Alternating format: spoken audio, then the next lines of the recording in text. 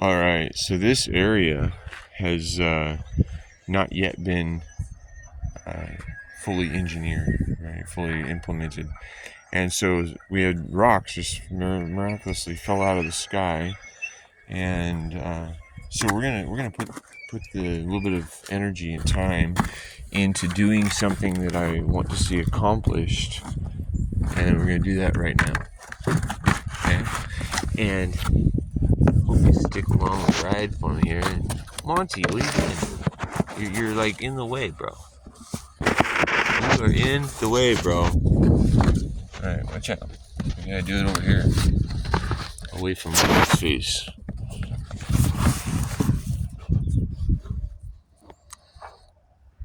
Alright. And so with a little time and attention, we take like the bigger pieces. Watch out. Watch out, big guy. Watch out. You gotta move your feet. And we're gonna start setting some places to work with. Right? And this is establishing the needs. Watch out, big guy. Watch out, big guy. Oh, what are you doing?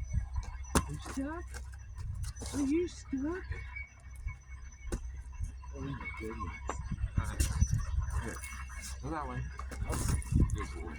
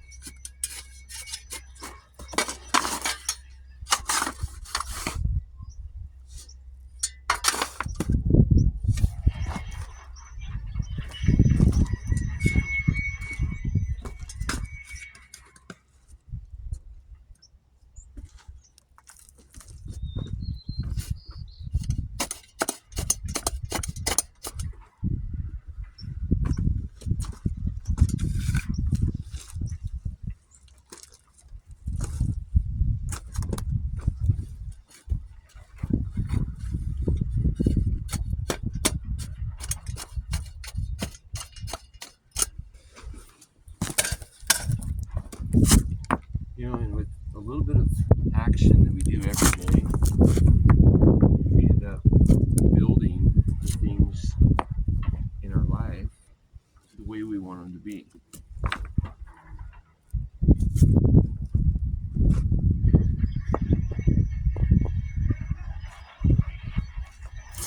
It doesn't even really take that long or that much energy or even that much skill to stack rocks when you just start stacking rocks, because we realize that everybody has a place in this space, you know, and we're going to be able to use all of these rocks in a way that either provides a foundation or it provides, you know, something that tightens up the joint a little bit, or it supports,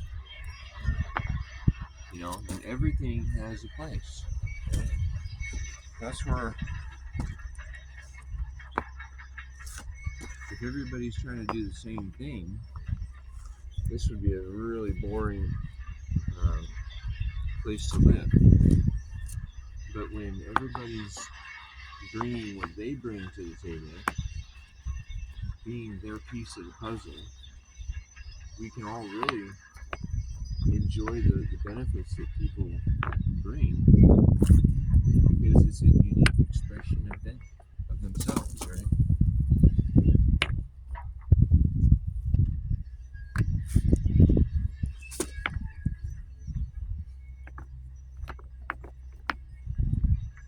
It's like playing Jenga. You know, I mean, we're just stacking rocks. We're playing with them. We're recognizing, oh wow, that fits there pretty good. And you know, the more you do it, I mean, just like playing Tetris, right? I mean, you know, once you knew the shapes and you knew kind of how things fit together, you're able to uh, be pretty quick at recognizing the place that thing went, right? And then sometimes we get to the point where we just need some more dirt to fill back in behind it. You know?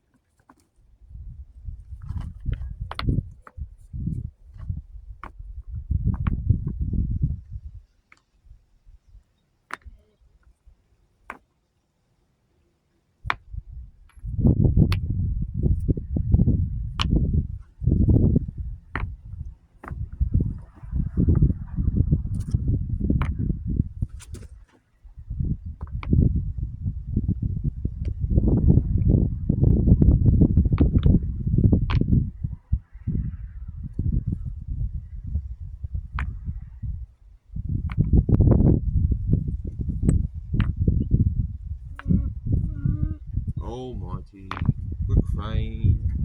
You cry so much.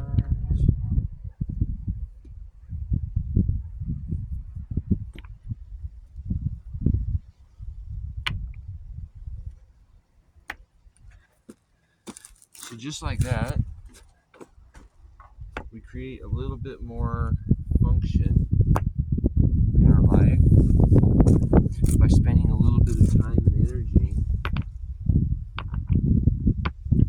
being creative rather than just consuming what's been offered to us.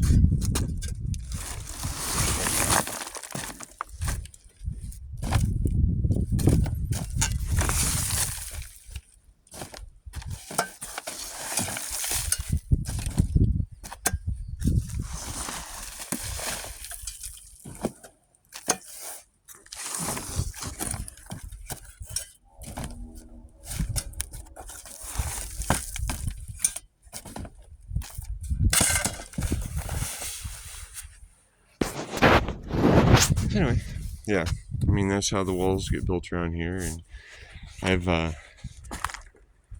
been doing a lot of them, right? And I do a lot of them, and I've been making these improvements to the landscape so that way one day my granddaughter and my grandson and their friends and their families and can enjoy the shade from these trees. They can enjoy picking berries from the land. they can enjoy the benefits of living in nature. Because that's where you find peace. That's where you find your creative potentials. That's how you start building a life that you really enjoy waking up to every day. It's all about perspective. Some might look at the cardboard on the ground as trash, but the scorpion that lives underneath it considers it his home, his space to escape the heat. I mean, are there any scorpions here? I don't know. I've been lucky to find one easily, but a lot of times they're under rocks. But this cardboard's providing a shade to the ground, and then I put mulch over the top of it, and it's helping to create a really healthy environment. So we're going from this, this kind of crazy dog, and we do our sheet mulching, and we seem to be able to get cardboard quicker than the items to cover it. And then we do the other mulching, right? Chip yard waste. So this just went down yesterday, and it's still kind of poofy and got high spots and low spots, and we'll run a rake over it. But then we start to create an oasis with berry bushes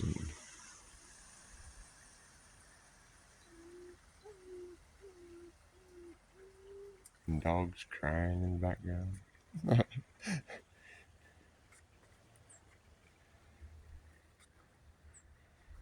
And this is how we provide fertilizer for the plants and land.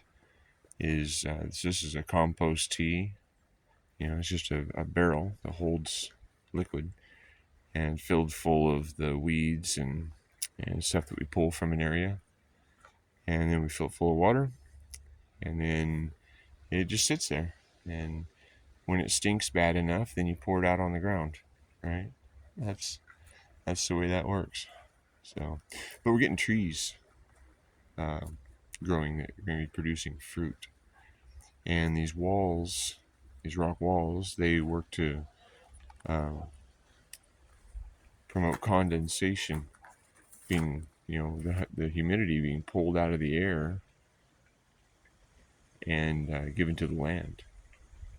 Right? Because here in the desert, sometimes the humidity might be 30% or better,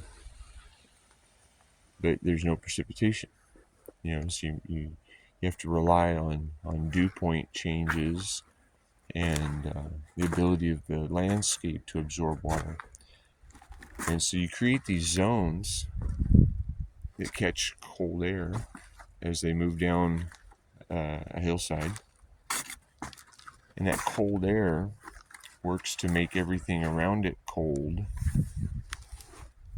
And then when the morning happens again, well, then you have